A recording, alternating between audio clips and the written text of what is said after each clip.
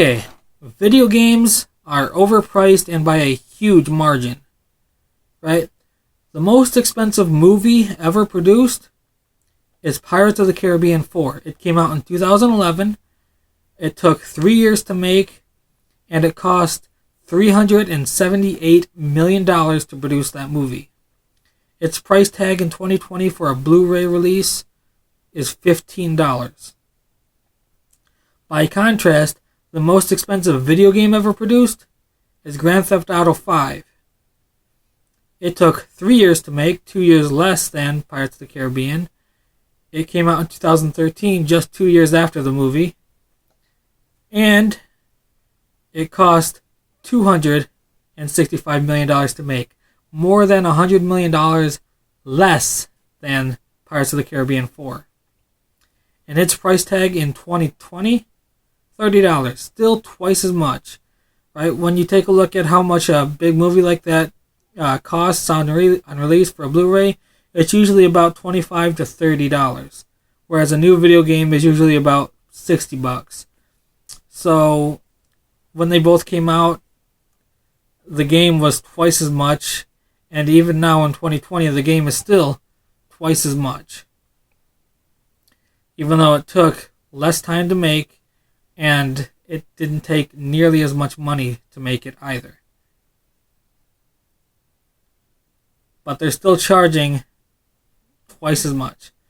Some people argue, oh, well, you get more utility out of these video games, right?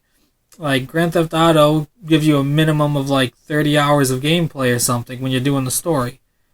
Whereas with a movie, you only see it 3 or 4 times, giving you maybe at the most 5 or 6 hours of enjoyment out of it. But that's kind of a silly argument, don't you think? Like the utility of something? I know, the utility theory of economic value, yeah. The thing that allows capitalists to rip you off. It's kind of a stupid argument in my opinion. It should be based upon how much resources go into building a thing that the price is based on. Not how much utility you can get out of it. I mean, and utility is subjective anyway, right? No one person gets the same amount of utility out of something as the other person does. So that's subjective. Why are we basing prices on subjective concepts like the utility something has? Why not base it on the amount of resources that go into it? Yeah, the labor theory of economic value is not wrong. Sorry. Other people argue that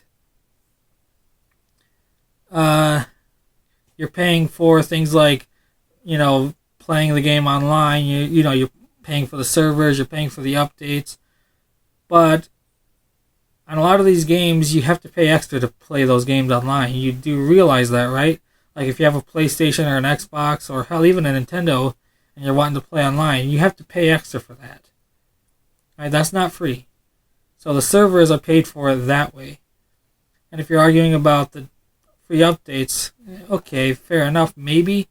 I don't think it's worth an extra $15 to $30 worth to pay for those updates.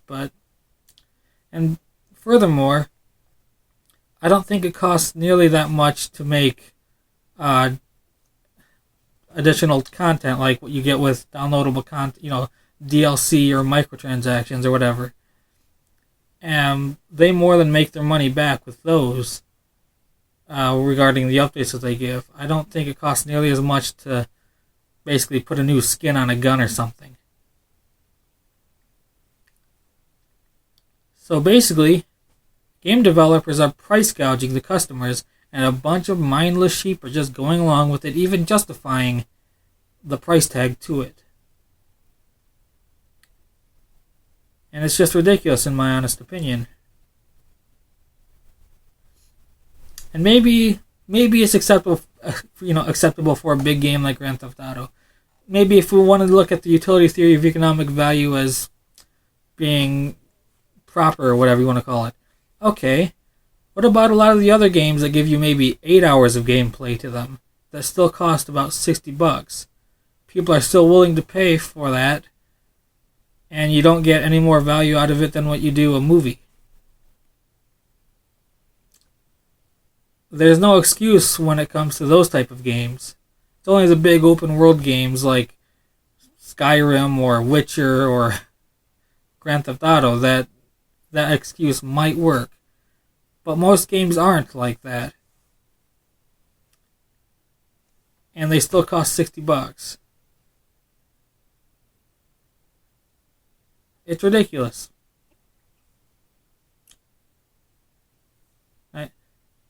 When I do purchase video games legitimately with physical copies, I tend to look for the used video games. That way, those assholes don't get money, and I get it for cheaper.